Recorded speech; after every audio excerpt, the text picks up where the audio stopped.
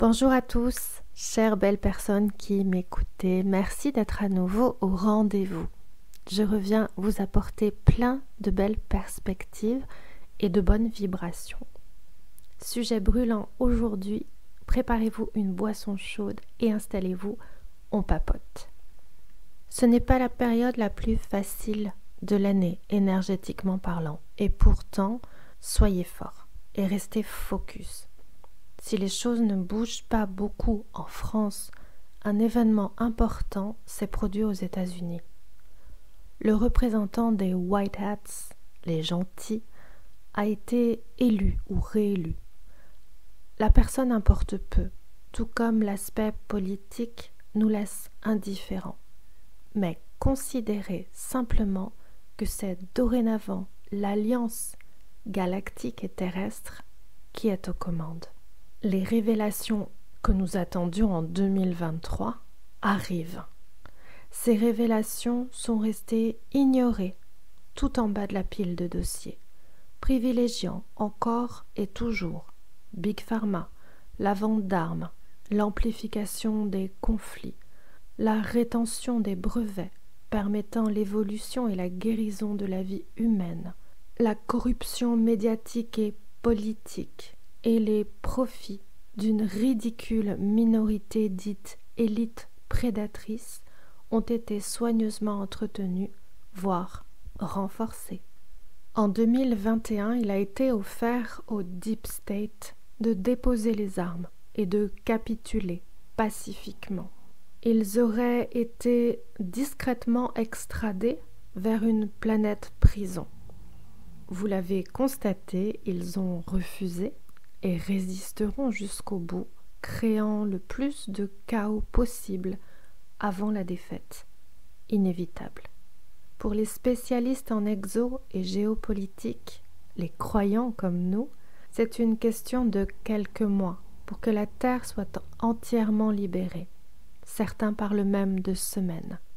Alors on s'accroche plus que jamais et on se projette dans cet âge d'or qui se rapproche chaque jour. Souvenons-nous que c'est la raison pour laquelle nous sommes là.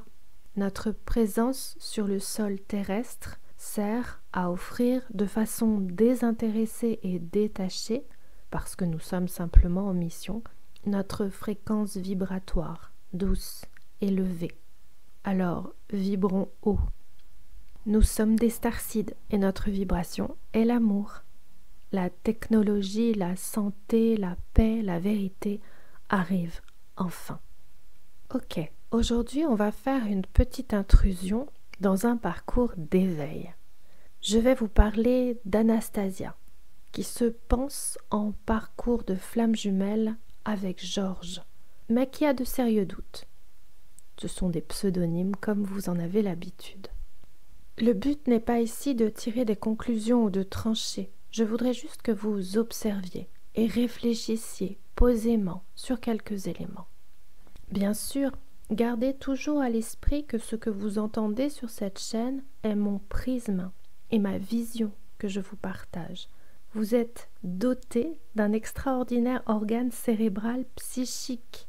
Alors réveillez-le, mettez votre ego au dodo pour la sieste et décidez de filtrer et cultiver ce qui vous nourrit et vous fait grandir. Le reste, poubelle, on n'a plus le temps de tergiverser. L'organe du doute, de l'incertitude et de la tergiversation est la vésicule biliaire, la VB. Votre cerveau n'y est finalement pour pas grand-chose. Situez là, faites connaissance avec elle. Elle est petite et discrète. Avec votre index, appuyez, puis relâchez sur une profondeur de 2 cm environ, à plusieurs reprises, comme si vous relanciez une pompe. Et c'est le cas. Vous allez entendre un petit glou-glou de vidange. Les premières fois, votre peau se tend pour protéger le petit organe. Et puis elle va se relâcher.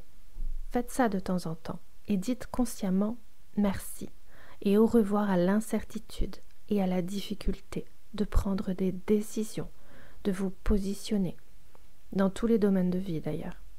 Cependant, les doutes sont une alerte nous indiquant que des ajustements sont nécessaires. Mais si c'est votre seconde nature, stop. Travaillez votre ancrage et votre positionnement. Aimez votre corps et offrez votre gratitude à vos organes. Nos prérogatives, notre véhicule terrestre, machine extraordinaire. Ensuite, nos enfants, jusqu'à ce qu'ils soient adultes. Ils vous ont choisi, soyez à la hauteur. Ou nos proches, ou même nos animaux d'ailleurs. Et si vous parvenez à mettre votre jumelle, jumeau après, bravo. Vous vous priorisez, c'est parfait. Et ça lui fait de l'air et de l'espace, c'est tout bon. Alors, venons-en à Anastasia.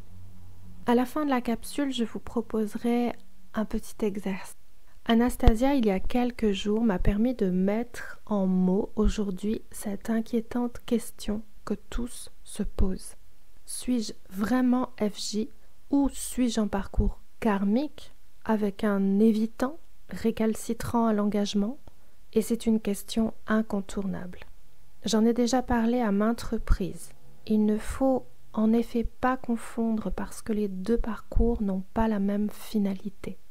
Récemment, c'est une anecdote, une personne m'a demandé par mail si je pouvais lui confirmer ou infirmer son lien. Et si je répondais par l'affirmative, elle prendrait rendez-vous. Ego, quand tu nous tiens et que tu nous manipules comme un pantin, je lui ai répondu non, je ne peux pas. Après quelques lignes impersonnelles, sans connaître sa vie, son quotidien, son esprit, ses projets, sans voir son visage, et décrypter son sourire, et passer de l'autre côté de son regard, en gros, sonder sa carte mentale et énergétique, non, je ne peux pas. Personne ne le peut d'ailleurs. En tout cas, moi, je ne fais pas de pronostic. Il me faut de 1 à 5, 6 séances pour savoir. Parfois, c'est clair comme de l'eau de roche. Et parfois, vos résistances égotiques, inconscientes, nous ralentissent. Mais à ce stade, FJ ou éveil individuel ou karmique, c'est idem. Le but est de faire du ménage et du tri, d'organiser un peu cet émotionnel souffrant, d'aller mieux, donc peu importe. J'en reviens donc à notre Anastasia fragile et blessée. Anastasia traîne la patte avec Georges, qui lui complique beaucoup la vie depuis quelques années. Jusque-là, rien d'extraordinaire pour nous. À chaque séance, elle est volontaire et déterminée à avancer. Pourtant, à la 6e séance, rien ne va plus. Ça ne décolle pas. Elle semble ne jamais progresser. Sa situation se durcit un peu plus, mois après mois. Le karma n'est pourtant pas en cause. Georges, de son côté, est capricieux, autoritaire, fait le Calimero, se montre inconséquent, allant même jusqu'à la menacer de se suicider, quand sa mère, énergie tierce virulente, décède au terme d'une longue maladie, donc rien de brutal. Nous pensons sur le coup que ce décès serait une délivrance, un catalyseur comme c'est parfois le cas, pour aider le couple à s'équilibrer enfin. Et du tout. Georges s'en sert de moyens de pression, obligeant Anastasia à faire de grands trajets en voiture coûteux dès qu'il se sent insécure, qu'elle travaille et ait peu d'argent n'étant pas visiblement son problème. Quand Anastasia est sur place, elle doit faire son ménage, découvrant au passage des cheveux qui ne sont pas les siens et les pantoufles d'une autre personne. L'horreur. Il argumente que si ces chaussures avaient une quelconque importance, il ne les laisserait pas en vue, donc elle fait bien des histoires pour rien. Et d'ailleurs, puisqu'elle est là, pourrait-elle faire un peu de repassage? Bref, trop, c'est trop. Les 300 km de retour sont à chaque fois plus douloureux et pleins de confusion. De mon côté, je ne peux pas vraiment intervenir. Elle se braquerait et s'enfermerait un peu plus dans son triangle de Karpman. Bien qu'ulcérée et consciente de l'abus, Anastasia ne s'en sort pas. C'est suite à un message laconique lui indiquant qu'il allait en finir qu'elle fait appel à distance aux pompiers qui raisonneront finalement Georges fermement et stopperont son chantage. Merci à eux. Notons également que ce même Georges, parfois aux abois, est en revanche en pleine forme le matin à 6 heures pour réclamer sa dose de sex on the phone. Qu'Anastasia dorme à cette heure n'est pas acceptable. Quand elle mettra un terme à ce comportement empirique et abusif, il sera très offensé et la punira par le silence radio. Il a compris qu'elle s'inquiète pour lui et en abuse. Encore une fois, classique triangle de Karpman. Alors, aparté pour les chasers, notons que les runners ont recours au silence, mais comme refuge, pas comme arme de manipulation. Également, avoir peur pour notre autre, pour la vie de notre autre, ça, c'est caractéristique des FJ. Oui, c'est karmique, bien sûr, car nous les avons perdus et vus mourir, parfois, et c'est un ancrage négatif tenace. Je vous rappelle que les runners n'ont pas ces mémoires consciemment et que l'inquiétude de leur chaser leur semble irrationnelle et incompréhensible. Petit truc et astuce, gardez vos craintes pour vous et gérez-les. C'est votre problème. Pour gérer, faites-lui confiance. Ce n'est pas un enfant, mais un ou une adulte responsable. Et j'ajoute que dans cette vie, aucune mort violente n'est programmée. Ça n'aurait aucun sens. Il s'agit de mémoire cellulaire souffrante. Oui, c'est arrivé. Non, ça n'arrivera plus de nos jours. Allez, fin de l'aparté. Ok, on en restera là pour ce portrait intrusif concernant Anastasia. Et on va avancer sur notre réflexion, grâce à son expérimentation. C'est important de savoir sur quel parcours on est pour avancer vers ce qui nous revient de plein droit. L'abondance, la santé, la réussite, la prospérité, l'amour bien entendu. Voyez les parcours d'éveil comme des écoles, des cursus. Si vous rêvez d'être ostéo et que vous êtes en fac de droit, ça ne marche pas. Le résultat ne tardera pas à se faire ressentir. Vous êtes au mauvais endroit et tout ce qui vous entoure va vous le faire savoir douloureusement. Ici, dans notre perspective spirituelle, c'est pareil. Peu importe votre parcours. Flamme jumelle, ce n'est ni un grade, ni une élite, c'est un programme, un cursus long et tortueux, que vous n'avez pas audacieusement choisi sur Parcoursup en vous surestimant. Ce n'est pas un choix d'orientation après le bac. Vous n'avez jamais eu le choix. Quand vous êtes flamme jumelle, si vous l'êtes bien, vous êtes flamme jumelle. Ici, vous l'aurez compris, notre Georges n'est ni de près ni de loin un runner. Donc plutôt que de vouloir faire rentrer des carrés dans des ronds, soyons dans le juste. La bonne nouvelle, c'est que maintenant Anastasia va enfin pouvoir guérir ses blessures, libérer son karma commun avec Georges et d'autres, et aller enfin de l'avant vers sa libération et la construction d'une vie saine à laquelle elle aspire et qui lui revient de plein droit. Ensemble, nous avons décidé qu'elle arrêterait de se torturer avec les vidéos FJ et les guidances bidons. Je répète, les guidances bidons, a fortiori pour les FJ. J'inclus au passage les pseudo-médiums et les hypnos charlatans et très coûteux qui me rendent hystérique, mais c'est un autre sujet. Respectez l'argent que vous gagnez et honorez les neurones de votre précieux cerveau. Rendez-vous service. C'est un marché juteux, la spiritualité pour certains. C'est triste, mais c'est comme ça. À vous de faire preuve d'un bon discernement. Ok, pardon pour ça. Je disais que nous avons convenu que maintenant, Anastasia s'intéresserait plutôt au sujet qui la concerne et la fera avancer. Selon moi, elle. Selon elle, Georges. Mais c'est ok, on va y aller pas à pas. Patience. Ces recherches l'ont donc tout naturellement, hélas, conduite aux vidéos concernant les évitants fuyants, notamment une qu'elle m'a envoyée. Édifiante dès les premières minutes. Une jeune femme youtubeuse spécialisée sur le sujet reçoit un psy et ils exposent leur point de vue. Je n'ai écouté que le début, mais c'est surtout la jeune femme qui m'intrigue. Cette personne est dépendante affective extrême, bien qu'experte, et n'a toujours pas guéri le quart de la moitié de sa blessure.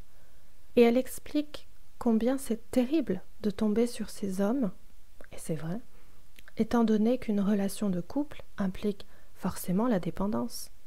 Ben oui, c'est normal.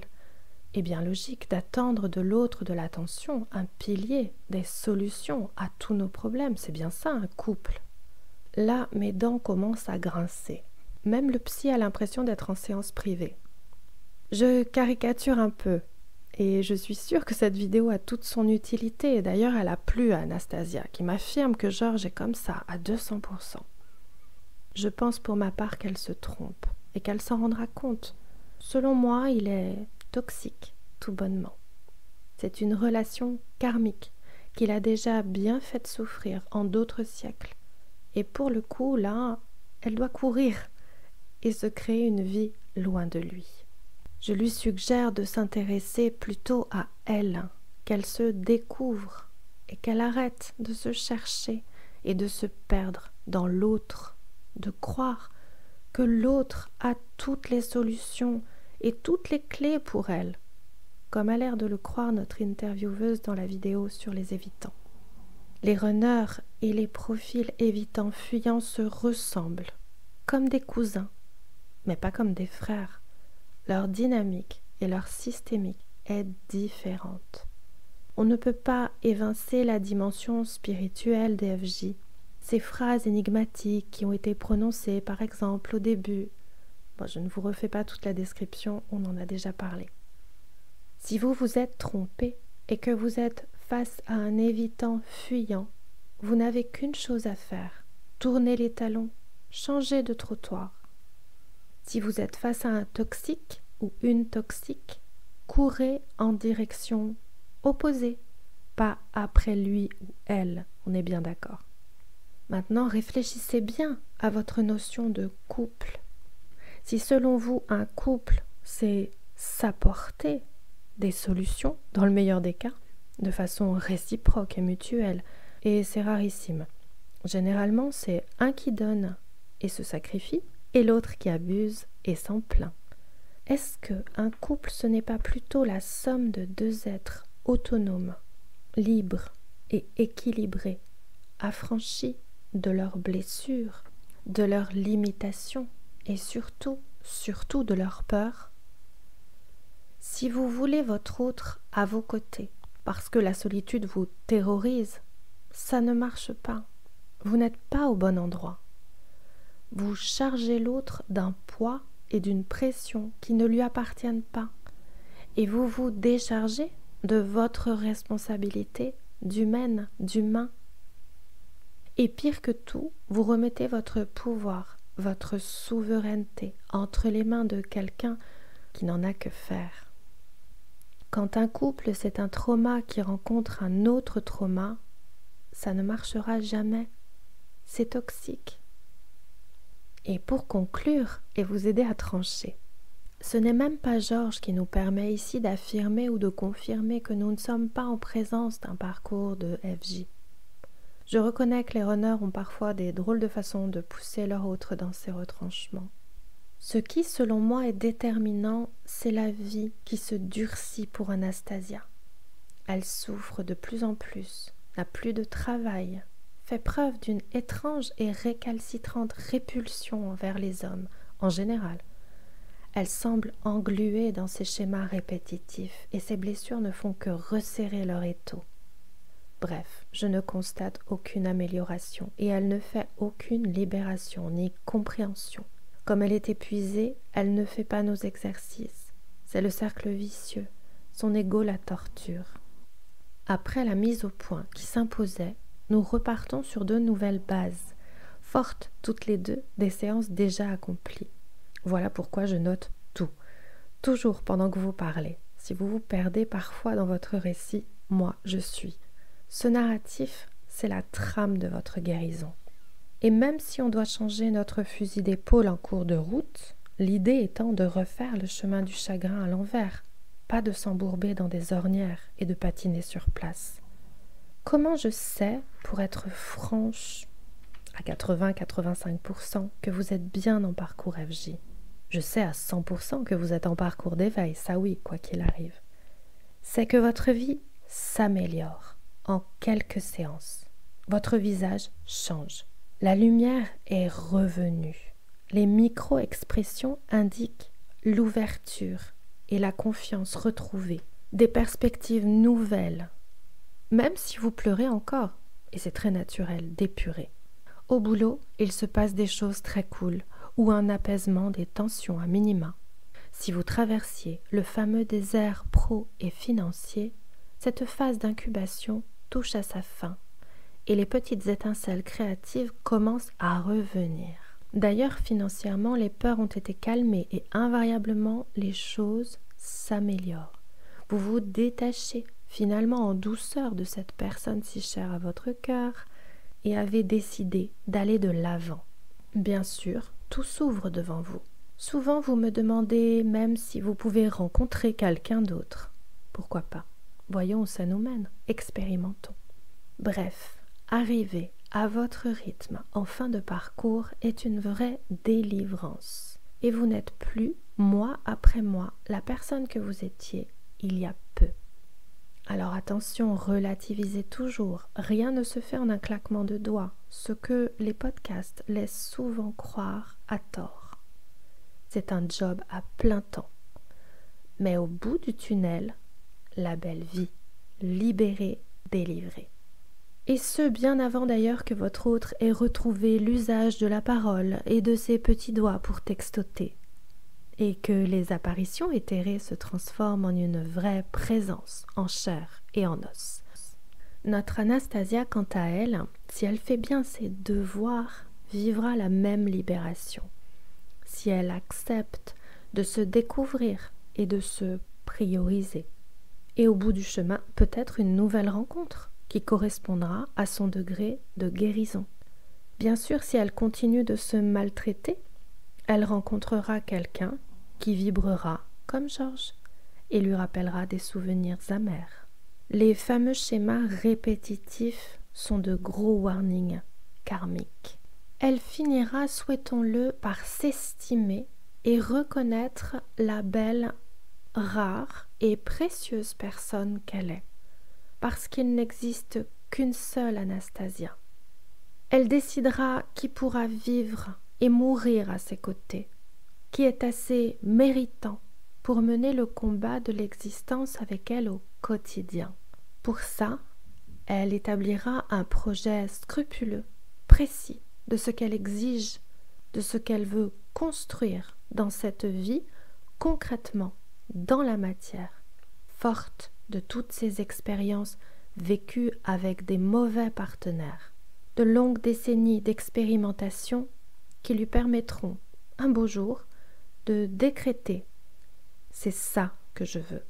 Je veux tel bonheur, telle joie, telle complicité, tel partage, telle douceur, telle sexualité, tel niveau de vie, telle confiance. » C'est son plein droit.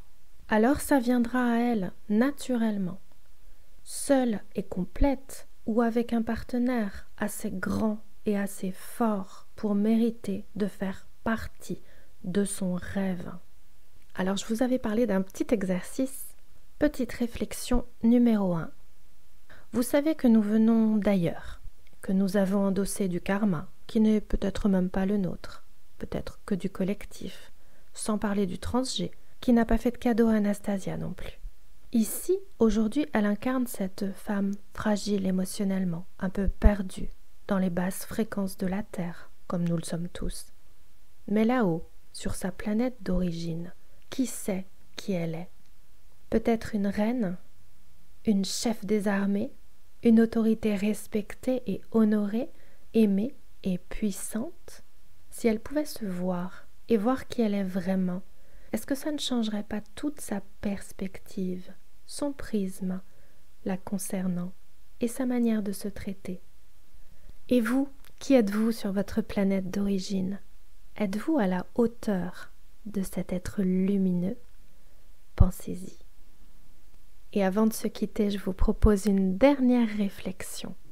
Considérant que votre période d'incubation, d'observation et de réflexion est terminée, vous avez fini d'expérimenter. Quel est à présent votre rêve? Puisque plus jamais vous ne vous considérerez comme quantité négligeable et sans valeur, puisque vous n'accepterez plus une seconde les miettes, l'à peu près et l'incertitude. Que voulez-vous? Qu'allez-vous vous offrir dans un futur proche? Disons la même date, dans un an. Quelle aventure pétillante et palpitante vivrez-vous quotidiennement? Battez-vous pour vous. Il n'est plus temps pour la médiocrité. Ça, c'est l'ancien monde et on le laisse derrière nous. Ah, je ne fais plus beaucoup de capsules, mais on ne traite pas les choses à moitié. Bon, j'ai été très heureuse de partager ce moment avec vous. J'espère que cela vous aidera. J'espère que tout ce que je vous propose vous aide. En attendant, aimez-vous, chérissez-vous, traitez-vous comme vous le méritez et on se retrouve dans quelque temps. Je vous dis à bientôt.